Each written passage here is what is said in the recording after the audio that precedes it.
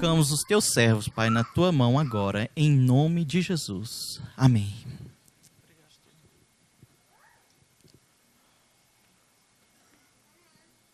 As crianças podem acompanhar os facilitadores. Cumprimento a todos com a boa noite, na paz do Senhor. Nós vamos abrir, queridos, no livro de Hebreus, capítulo 6 de Hebreus.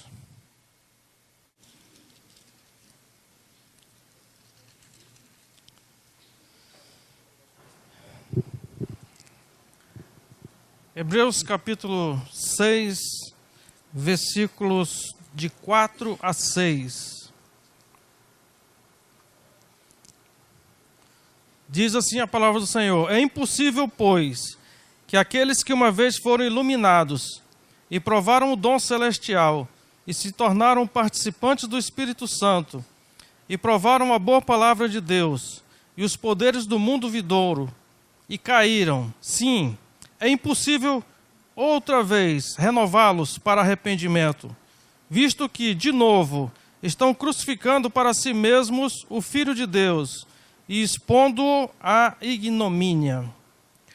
Amados, esse texto recebeu aqui na versão Almeida Revista Atualizada, que eu creio que a maioria das nossas Bíblias aqui, recebeu o título Os Perigos Espirituais. Na Bíblia King James, este mesmo trecho da Escritura recebe o título Os Perigos Espirituais. Então, em ambas as versões, uma ênfase no perigo. Eu estive verificando nas outras traduções, na Almeida Revista e Corrigida e na Nova Versão Internacional, lá não consta um título para esse trecho. Normalmente essas duas traduções, elas não trazem mesmo títulos no corpo do capítulo, é muito raro. O fato é que esse pequeno título aqui enfatiza o perigo, mas eu quero trazer para a igreja o enfoque não do perigo, mas da oportunidade, de modo que o tema da nossa mensagem de hoje é o segredo da jornada bem-sucedida.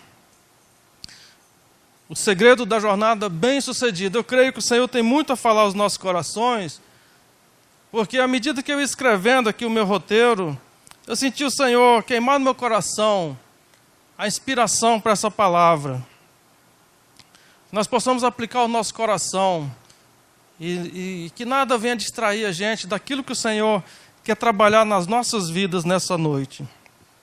Como os irmãos perceberam, esta passagem começa com uma espécie de lista dos privilégios da vida cristã. Vejam só, irmãos, aqui a qualificação dessa turma aqui. Eles foram iluminados, provaram o dom celestial, se tornaram participantes do Espírito Santo, provaram da boa palavra de Deus e dos poderes do mundo vindouro. Então, irmãos, definitivamente não estamos falando de pessoas que não tiveram uma experiência com Deus. Eu, particularmente, houve um tempo em que eu concordava com a maioria das pessoas que, ao olharem para esse texto, diziam que se essa turma desviou é porque eles nunca foram convertidos de verdade. Porém, irmãos, como é que a gente pode olhar para um texto desse, uma descrição dessa, e dizer que esse pessoal nunca se converteu? Eles provaram coisas tremendas em Deus, eles foram iluminados. Irmãos, iluminação fala de abertura do entendimento para as coisas espirituais. As pessoas que estão distantes da vontade de Deus, elas não conseguem entender a Bíblia Sagrada, elas leem e não entendem. E quando acham que entenderam, entendem distorcido a palavra de Deus. Um dia desses mesmos, eu estava falando com uma pessoa que me disse: olha, eu não entendo a Bíblia. Eu falei: olha, então se preocupe urgente em procurar entender, porque o céu é um lugar das pessoas que entendem a Bíblia. Então, irmãos, ser iluminado, além de abertura do entendimento, também fala de revelação, de ter conhecimento espiritual profundo. Eu, por exemplo, a partir do momento que eu tive a revelação, o entendimento espiritual da aliança, contrato e aliança, isso mudou o meu modo de viver em todos os aspectos.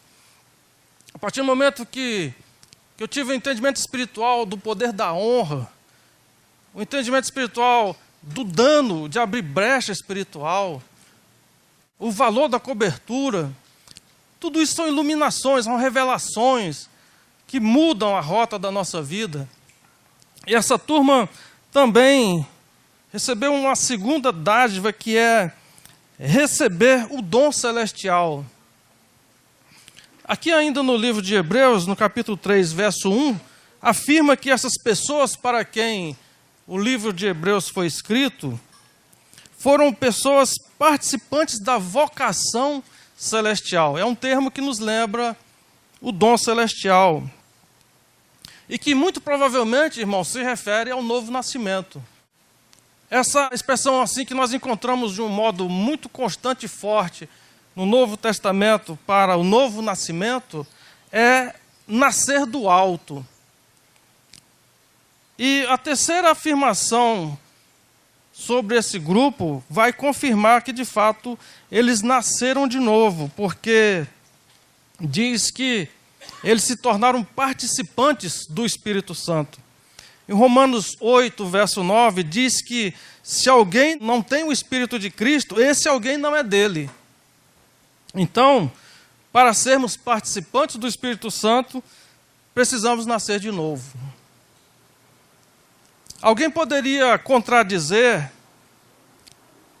esta afirmação, dizendo, olha, a palavra participantes sugere que eles foram meros figurantes, que eles não tiveram uma experiência mais profunda com a fé cristã. Eles apenas tiveram alguma influência da parte do Espírito Santo. Irmão, será que é isso mesmo? Ainda no livro de Hebreus, no capítulo 3, verso 14, eu peço que os irmãos abram, está bem pertinho aqui, Hebreus 3, 14, vejam o que esse texto fala. Porque nos temos tornado participantes de Cristo, se de fato guardarmos firmes até o fim a confiança que desde o princípio tivemos, e aí eu acrescento, nele, né?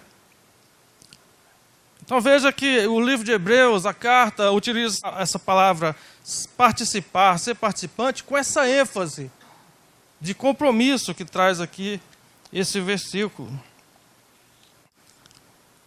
O texto ainda diz, um quarto aspecto dessa turma, diz que eles provaram a boa palavra de Deus. Provar é degustar, é saborear. Eles conheceram por experiência própria que a palavra de Deus é boa. Essa é a expressão que a Bíblia, na linguagem de hoje, utiliza nessa passagem. É certo, nós sabemos, irmãos, que o verbo provar também pode sugerir essa ideia de que eles tiveram uma experiência superficial com a palavra de Deus. Uma experiência parcial e não completa. Em Mateus, não precisa abrir, eu tenho aqui transcrito, Mateus 27, 34, diz que aqueles que crucificaram Jesus deram-lhe a beber vinho com fel, mas ele, provando-o, não o quis beber. Aqui, de fato, a palavra provar sugere essa ideia de uma coisa parcial, de uma coisa incompleta. Mas se nós nos voltarmos para o livro de Hebreus, de novo, o original provar é utilizado aqui em Hebreus com a ênfase de compromisso. Hebreus 2,9, vamos ler Hebreus 2,9. Diz assim, vendo todavia aquele que por um pouco, tendo sido feito menor que os anjos, Jesus, por causa do sofrimento da morte, foi coroado de glória e de honra, para que pela graça de Deus provasse, veja aqui a palavra provar, pela graça de Deus, provasse a morte por todo homem. Essa palavra provar vai aparecer lá em João 8,52. Vamos ler rapidamente João 8,52 e depois nós voltamos para Hebreus. João 8,52 diz assim: disseram-lhe os judeus: agora estamos certos de que tens demônio. Abraão morreu e também os profetas. E tu dizes: se alguém guardar a minha palavra, não provará a morte eternamente? Nós sabemos, irmãos, que não há como provar a morte parcialmente. Então, quando aqui Hebreus fala que eles provaram a boa palavra de Deus, nós podemos confiar que eles tiveram não apenas um contato superficial com a palavra de Deus. A palavra de Deus foi motivo, foi fonte de experiência, de conforto para esse pessoal. Quinto aspecto, a quinta dádiva espiritual que o texto menciona sobre essa turma é que eles provaram dos poderes do mundo vindouro, ou seja, do reino de Deus, não é? Porque o reino de Deus é esse ambiente que vai se estabelecer em toda a terra, no mundo vindouro, no tempo que se espera adiante. E como que eles provaram o reino de Deus? Do modo como nós temos provado. Lá em 1 Coríntios 4:20 diz que o reino de Deus não consiste em palavras, mas em poder. Poder para mudar uma pessoa da água para o vinho, por pior que ela seja. A gente acha que a especialidade de Deus é resolver problemas, mas a especialidade de Deus é resolver pessoas. Esse é o ambiente do reino de Deus, pessoas sendo transformadas e trazendo glória ao nome do Senhor. Sabe, irmãos, eu por muito tempo achava que eu, como anunciador do Evangelho, se eu pudesse levar uma pessoa a ter essas 5 características de Hebreus 6, de 4 a 6, que nós lemos, eu seria bem-sucedido como líder de célula, como um cristão, porque essas pessoas não teriam como falhar na sua jornada de fé. Elas com certeza alcançariam o lugar do propósito de Deus para a vida delas. Mas a gente, lendo na sequência, nós vamos descobrir que esse grupo, que tinha tudo isso, mesmo assim eles fracassaram na jornada espiritual. Eles naufragaram na fé.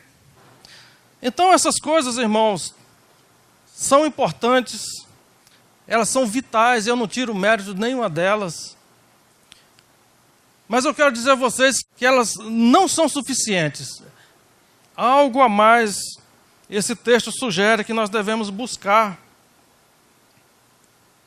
Nós precisamos ir além do que está escrito aqui. Isso parece até... Isso beira a hipocrisia, a gente falar isso. Mas é o que o texto sugere. Vamos lá, Hebreus 6. Vejam o que diz a sequência do texto. Verso 9 diz assim: quanto a vós outros, todavia, ó amados, estamos persuadidos das coisas que são melhores e pertencentes à salvação. Ainda que falamos desta maneira, né? Ainda que Paulo tenha assustado eles, porque, irmãos, se nós olharmos aqui no capítulo 3 de Hebreus, no versículo 1, essa carta ela foi dirigida a santos irmãos, diz aqui Hebreus 3:1, por isso, santos irmãos, que participais da vocação celestial, considerai atentamente o apóstolo e sumo sacerdote da nossa confissão, Jesus. Então, Paulo está falando a santos irmãos. É por isso que no verso 9 ele fala: embora que eu fale desta maneira, cumpre a cada um de vocês buscarem coisas excelentes, coisas maiores, que são melhores e que pertencem àqueles que hão de entrar os portais da eternidade, aqueles que hão de herdar a salvação.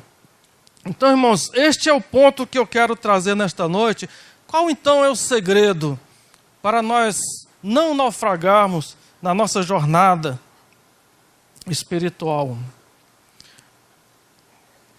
Irmãos, antes de entrarmos propriamente no aspecto, é importante nós entendermos que a salvação não é algo que você perde como quem perde uma moeda ou uma chave, algo que está na sua mão e de repente cria a perna, desaparece sem o seu controle. Não, irmãos, não há uma falha no plano da salvação. A falha existe em nós. E a falha consiste em permanecer no pecado consciente. Esse é o grande veneno do crente. O crente que permanece tempo demais no pecado consciente, ele passa da condição de crente vacilão para desviado e da condição de desviado para apostatado da fé. Aquele para quem não há mais condição de perdão, de regeneração, é o apostatado. Deus não tem nenhum agrado, irmãos, de olhar para alguém e dizer, olha, para esse não há mais solução. Deus, pelo contrário, nos busca, como foi pregado pelo irmão Mário, recente, os irmãos devem lembrar. Deus é um Deus que nos busca. Nem no Velho Testamento Deus se alongou daqueles que falharam, porque nós somos pó. Não pense você que você não poderá, uma vez ou outra, desagradar o Espírito Santo de Deus, porque somos pó. Uma palavra estranha, né, pastor Daniel? Apostatado, eu não consultei dicionário, vou tentar acertar essa pergunta. Apostatado é uma condição crítica daquele que tem fé em Deus. Apostatar é rejeitar, é negar as claras, que tem um relacionamento com Deus, como fez Pedro lá, embora ele tenha se arrependido, né? Nunca conheci, não sei quem é esse homem. Apostatar é voltar ao lamaçal, se alguém puder me ajudar, né? É mais ou menos isso, né? Abandonar mesmo, é chutar o balde, né? Virar as costas. Como diz o texto, é crucificar para si mesmo de novo a Jesus. Primeiro foram os romanos, agora é a própria pessoa que está lá crucificando Jesus. Está rejeitando. Né? Trazendo desonra ao nome do Senhor. Então, irmãos, é importante a gente ter esse referencial. Deus sempre busca o homem que decide no seu coração finalmente concordar com as coisas que Deus concorda. Veja o caso do rei Davi, ele esteve desviado por aproximadamente 1 ano e pouco, segundo os pesquisadores, mas quando Deus mandou o salva-vidas tirar Davi daquela condição de trevas, ele não rejeitou o salva-vidas. O perigo da nossa vida espiritual é ignorar os avisos, é não segurar a mão do salva-vidas que Deus está mandando para nos trazer de volta para a luz, o caminho da sua plena vontade. Irmãos, então, nós podemos vir a falhar com Deus.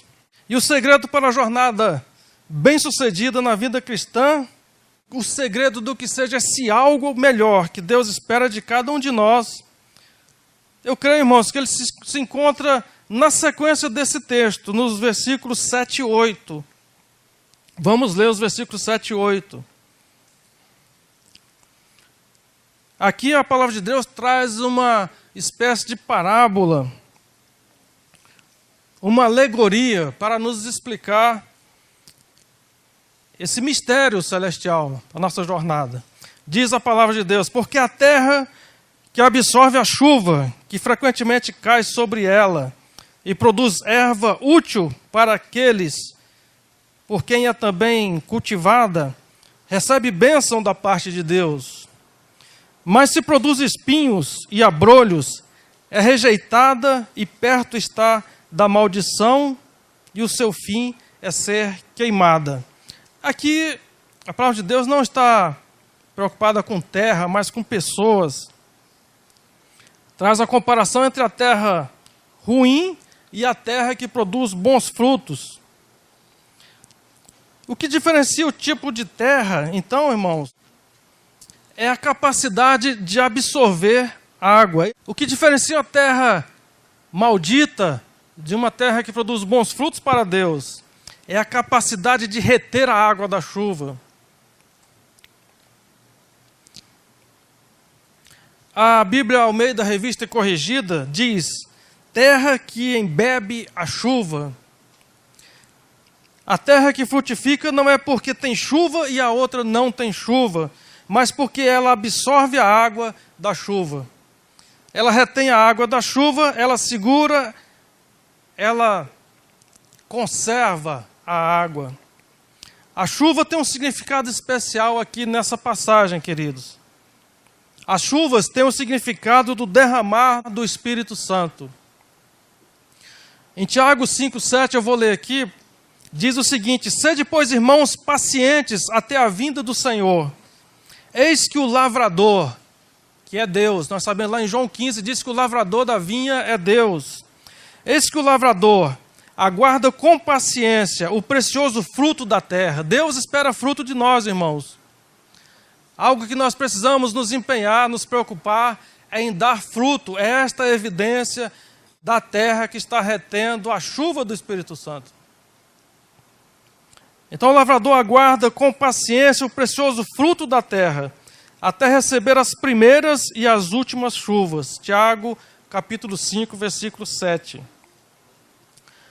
A primeira chuva, também conhecida como chuva temporã, ela caía na terra de Israel no 7º mês, normalmente logo após a festa dos tabernáculos.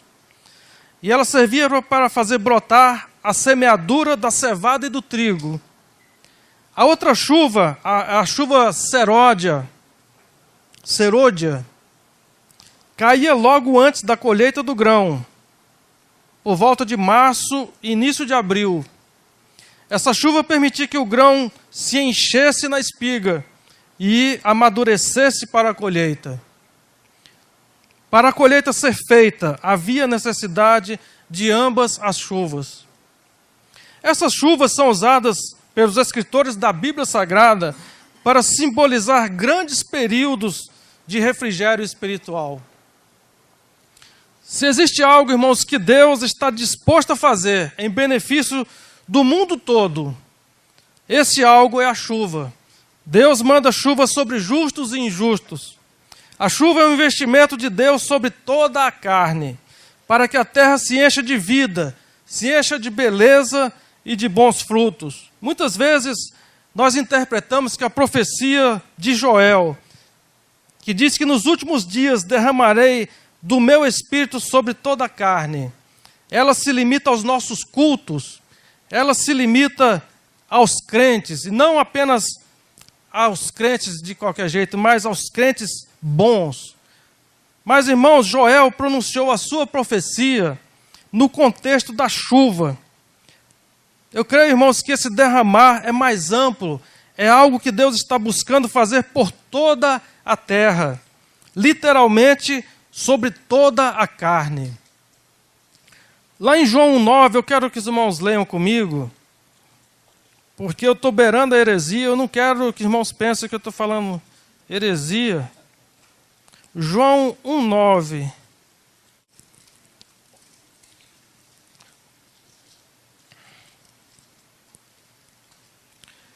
João 9 diz assim: a saber, a verdadeira luz que vinda ao mundo ilumina a todo crente bom. É o que está escrito aqui?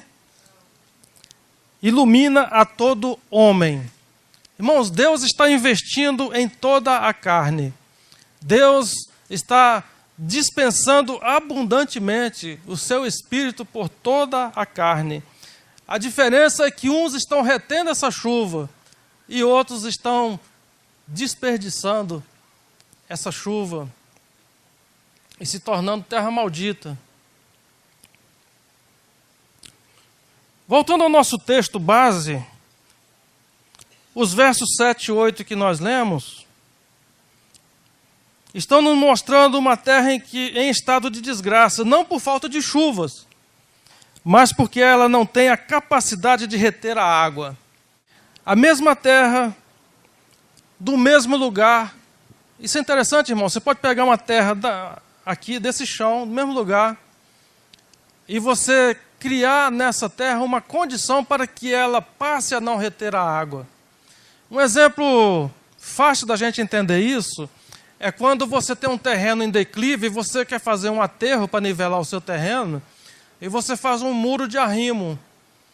Se você não preparar esse aterro, quando vier a chuva, a terra que naturalmente retém a água, ela vai encharcar de água, vai ficar tão pesada que o muro vai abaixo.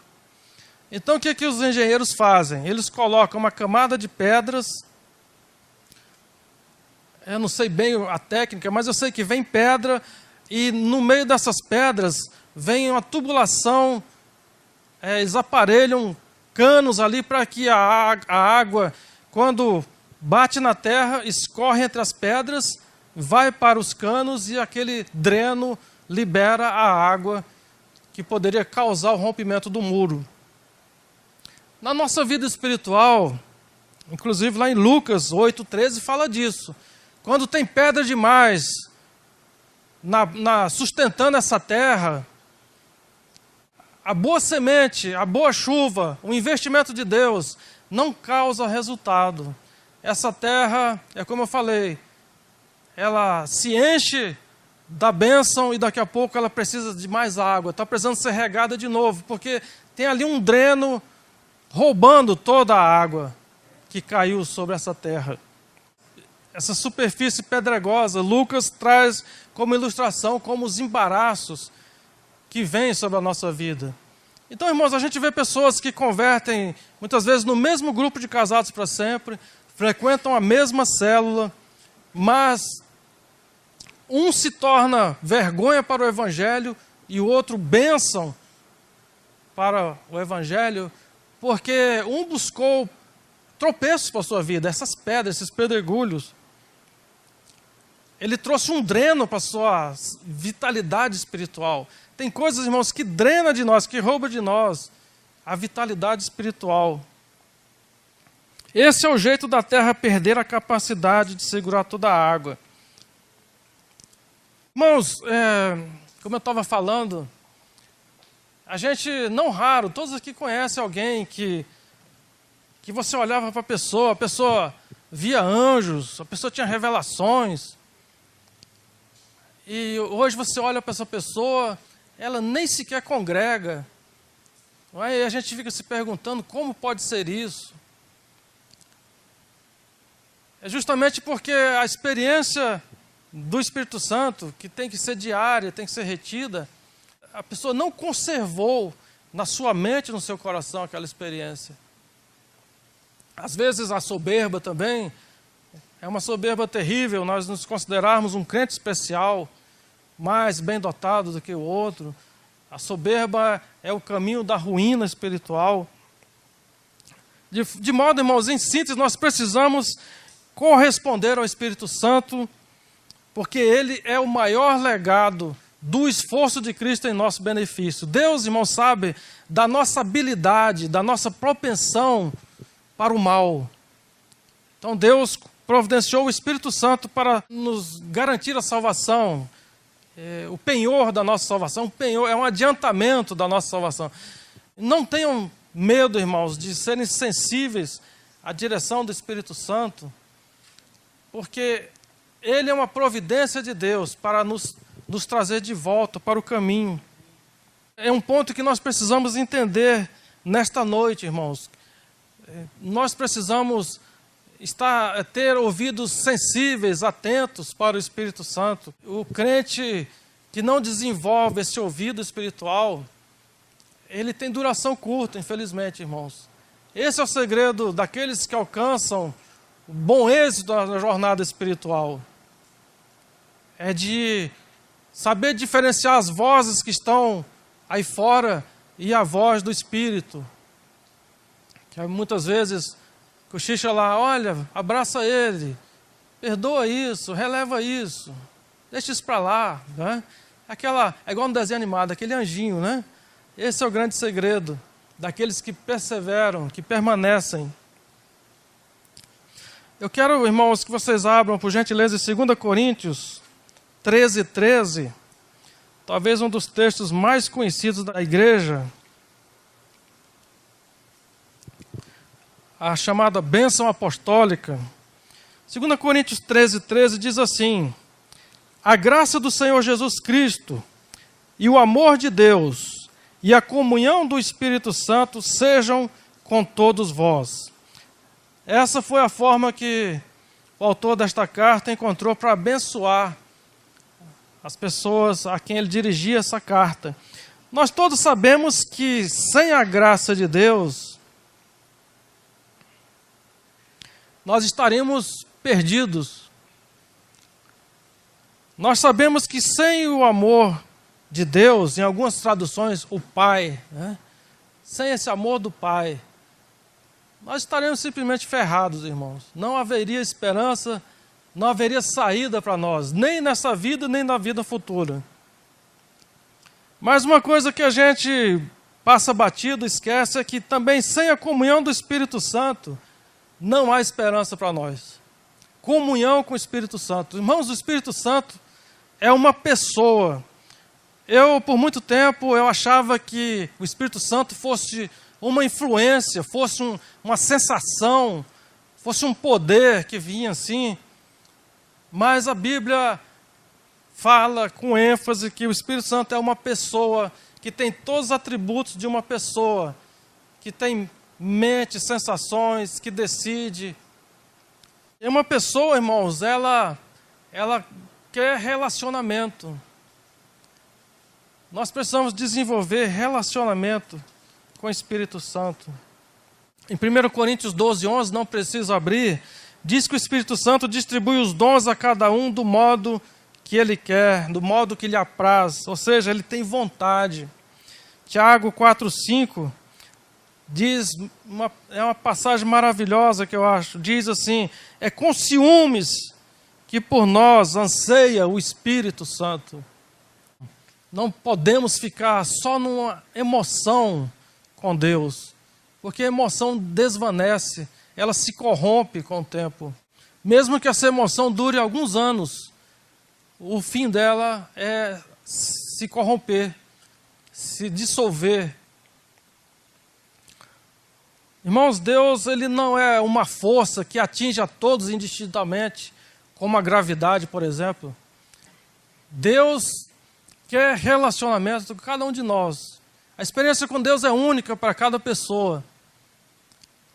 E se nós não aplicarmos o coração a relacionamento espiritual, todo dia, toda hora, nós vamos fracassar, irmãos. Porque o mundo é mau, é um deserto. Não há como subsistir qualquer tipo de vida nesse deserto que nós estamos trilhando nessa vida. As coisas só começam a acontecer na vida da gente quando somos levados a interagir com Deus. Tem que ter interação com Deus. O culto aqui está uma maravilha, tudo bonito, louvor maravilhoso, comunhão, abraço, mas o culto vai terminar daqui a pouco, irmãos. E nós vamos ter uma semana inteira pela frente. E o nosso Paráclito, né? É o Espírito Santo, não é, pastor Daniel? O Paráclito, aquele que nos defende diante de Deus. Nós precisamos tratar ele com mais carinho. Irmãos, eu amo de paixão a Sanara, os meninos, mas quantas vezes eu trato eles como não se deve tratar alguém que a gente ama, porque nós somos falhos mesmo. E quantas vezes nós trazemos tristeza ao Espírito Santo? Nós rejeitamos abertamente, magoamos aquele que sente ciúmes por nós. Deus está fazendo um investimento enorme em cada crente. Irmãos, isso é tremendo. A vontade de Deus não é nos resgatar a condição de Adão, que Adão tinha com Deus, mas o compromisso de Deus com cada um de vocês é resgatar você a condição de Cristo. E como o irmão Mário me falou, Deus quer exaltar a humanidade. Deus quer te exaltar a ponto de você viver as experiências diárias que Cristo vivenciou. Isso parece alto demais para nós, e realmente é alto, mas isso tem que cair no nosso coração, porque essa é a plena vontade de Deus para cada um de vocês. Que no dia a dia vocês experimentem a vivência que Cristo experimentou com as pessoas. Deus se ocupa em afetar pessoas. Eu quero chegar ao final aqui dessa mensagem com o texto de Apocalipse 3:20, que diz o seguinte: escutem, eu estou à porta e bato. Se alguém ouvir a minha voz e abrir a porta, entrarei em sua casa e cearei com ele e ele comigo.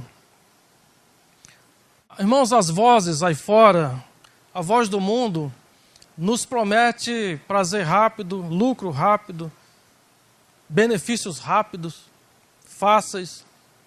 Mas a proposta de Jesus para nós é uma refeição tranquila com Ele. É aquilo que eu falei para vocês, é um ambiente de calma, de paz interior, de se sentir completo nessa vida, de sentir que valeu a pena sofrer o dano, de sentir que Deus está nos vendo e que é maravilhoso glorificar Ele, custe o que custar. Esse ambiente da refeição que nos completa, que nos traz prazer. Deus está trabalhando intensamente para que haja prazer em nossas vidas, mesmo nas horas de dificuldade, de trabalhos duros, de esforço pelo reino de Deus, mas que tudo isso nos completa com refrigério, com direção, com propósito, com a identidade segura de quem somos. Jesus está nos propondo uma refeição agradável, tranquila. Experimentem isso, irmãos. Dar ouvidos ao Espírito. Toda vez que o Espírito estiver incomodando você, largue imediatamente o curso errado da sua vida. Experimente esse refrigério. Você estará sendo edificado e estará também trazendo glória ao nome do Senhor, porque cada um de vocês carrega o nome de Cristo. Isso é algo muito alto, irmãos. Algo alto demais para qualquer pessoa. Isaías 30, 21 tem um texto solene que diz o seguinte: quando te desviares para a direita, quando te desviares para a esquerda, os teus ouvidos ouvirão atrás de ti uma palavra dizendo: este é o caminho, andai por ele. Isaías 30, 21, texto solene para nossas vidas.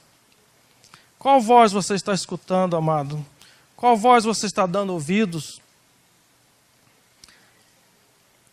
Não há um momento sequer, irmãos, em nossas vidas que Jesus não esteja falando.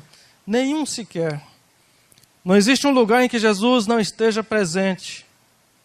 Falhamos por achar que a nossa incapacidade de ouvir é a ausência de Deus. Deus não se ausenta de nós. Deus é fiel. É o guarda de Israel. Então, irmãos, cumpre a cada um de nós nos aplicarmos essa palavra, termos mais carinho, mais cuidado com essa voz que não cessa de falar conosco. Andai pelo caminho. Que Deus abençoe a igreja, no nome de Jesus. Eu quero desafiar aqui o pastor Nildo para orar com a igreja. Amém? Deus abençoe, pastor. Obrigado, pastor. Uma palavra verdadeiramente iluminada, vinda direto do trono do Senhor e proferida com tanta maestria, pelo nosso pastor Eliezer. Obrigado, pastor, pela palavra, pelo carinho. E fiquei aqui a imaginar, pastor Eliezer, o que haveria acontecido com o rei Davi se ele não tivesse dado a mão, na hora que o salva-vidas, veio para socorrer ele, estendendo a mão. Se ele tivesse rejeitado, o que haveria acontecido com ele? Certamente ele não seria o rei Davi que nós conhecemos, mas possivelmente ele acabaria como o rei anterior, o rei Saul, que pecou e insistiu no erro, até o ponto de um espírito demoníaco reinar na vida dele,